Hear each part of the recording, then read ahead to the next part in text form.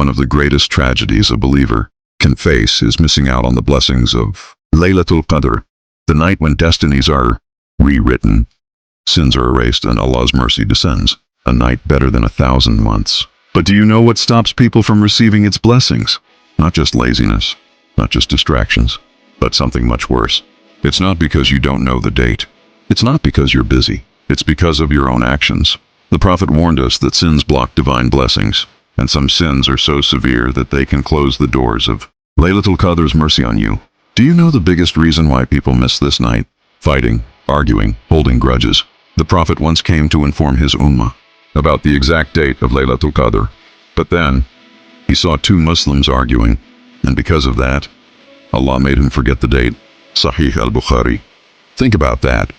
The most powerful night in existence. Its knowledge was erased from this ummah due to petty disputes. How many blessings have we lost because of our own anger? How many doors of mercy have our grudges slammed shut? The Prophet said, whoever stands in prayer on Laylatul Qadr, with faith and seeking reward, all of their past sins will be forgiven. Sahih al-Bukhari. All sins, the ones that haunt you, the ones that keep you awake at night. But there's one exception. One sin even Laylatul Qadr cannot erase. Injustice against others. If you've wronged someone, if you've hurt someone's heart, then even 1,000,000 prayers on Laylatul Qadr won't forgive you until you seek their forgiveness first. Allah forgives His rights upon you, but He will not forgive the rights of His creation unless they forgive you first. So before you rush into prayer, ask yourself, have I apologized to those I've hurt? Have I sought forgiveness from those I've wronged? Because if you don't, your Laylatul Qadr will be rejected. Laylatul Qadr is not just a night of forgiveness, it's a night of decree. Allah says, on that night, every decreed matter is sent down. Surah Al-Qadr Semester Jumpat. Right now, your entire next year is being written. Who will live, who will die, who will succeed, who will fail.